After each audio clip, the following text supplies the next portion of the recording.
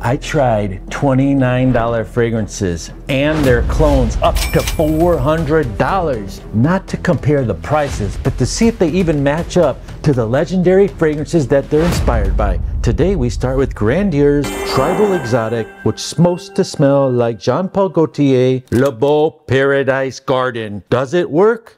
Yes, on a scale of 1 to 10, I would give this a 7. It gives you 5 hours of longevity. Fantastic performance on your shirt with 7 sprays. And this, I've sprayed it since May as much as I possibly can. And this is how much left. This one I've sprayed 15 times. It barely dents it because the sprayer on these are phenomenally made and they just burst out like that. So this one has famous notes like the mint, the fig, and a little bit of coconut and aquatic watery notes. It's not as watery and aquatic as this, but it gets you right there. 29 versus 160 plus tax. Which one would you get? The next one is brand new modern perfumery in an old school bottle. It's called Armaf Odyssey. This one's called the Revolution. It's a limited edition. What you smell here right when you start off with, it's pineapple. Then you might think it's mixing up with some amber notes. It's kind of easy, casual, juicy pineapple, nothing smoked or anything like that. It kind of reminds you of something called Rebel by Afna 9PM. However, this is more of a unique design, as if you went to a fusion Asian restaurant, as if you were at the rave and you listened to music from 2012 mixed with DJ Khaled,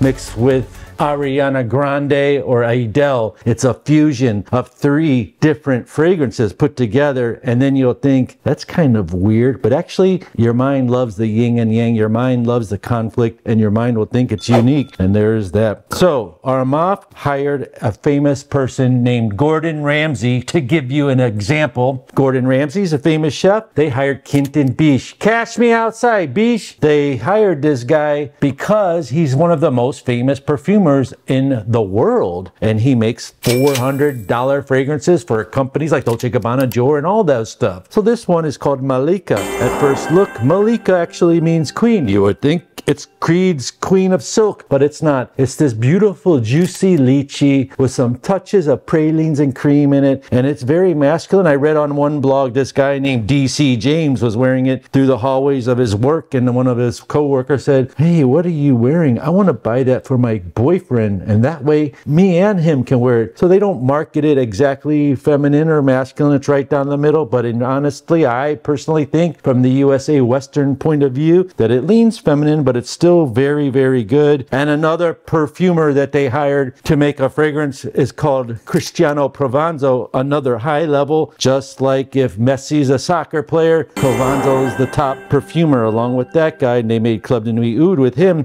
The next fragrance is one of the cheapest fragrances, and I'll put it to you in layman terms. If you know what Paco Rabanne Invictus smells like and Chanel Blue and mix them together, you'll get this. MPF The Eternal Club. Spray it 70 times. It won't barely dent it. It's 200 milliliters for 25 bucks. Value dupe, check. The next one is by Zimaya. Zimaya made this one called Rabab Pulp, which means mango kiss, which it's inspired by. Mango Kiss by Stephanie Hubert Lucas is what this is inspired by. And when I smell this, I have a realistic mango note, which is very hard to do because there is no such thing as mangoes in the perfumery world. There's no mango note. It's made by perfumers using different chemicals to give you the effect of mango. Just like there's no note of cookies or notes of chocolate chip cookies. You can't take chocolate chip cookies baked fresh from the oven and that smell and squeeze them into an oil. Neither can you do with mango, but this one has it. Very realistic, and it's delicious. I picture myself on the beaches of Mexico's Riviera or the French Riviera, and my wife's drinking a mango margarita, and it does have some nice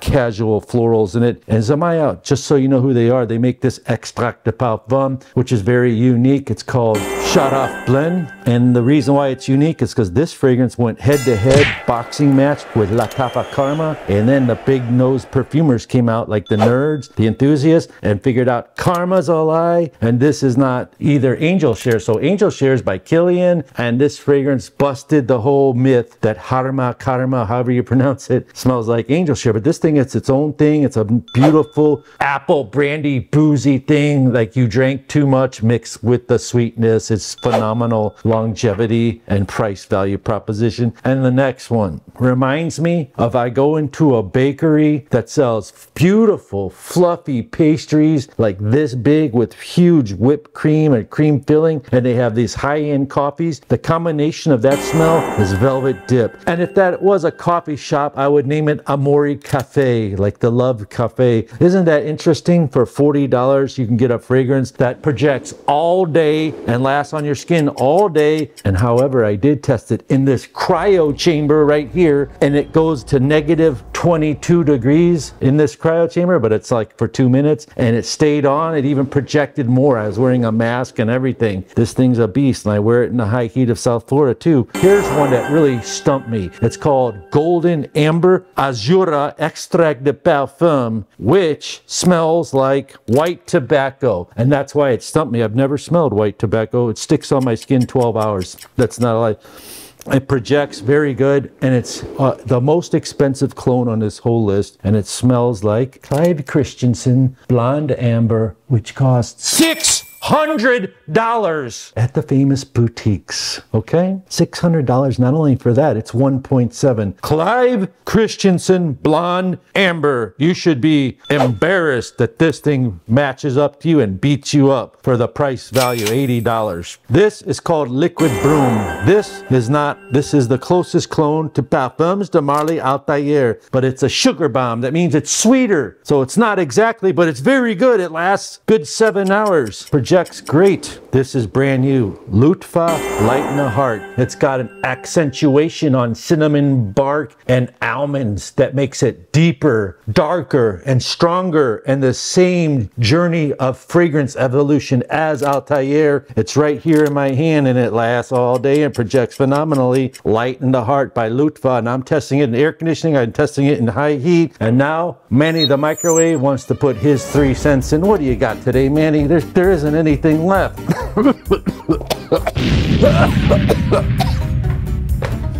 All right, Manny. Manny's our mascot, and Manny says, don't be fooled by your nose and the price, because a $500 fragrance plus tax called California Dreams. Name that artist and put it in the comments, you old school dudes that are watching. California Dreaming is by Louis Vuitton, and I found this fragrance, I don't know, overseas. It's called MPF Nurturing Dreams, to smell like it. And if you don't want to get fooled by expensive fragrances, just click this video next. You'll love it.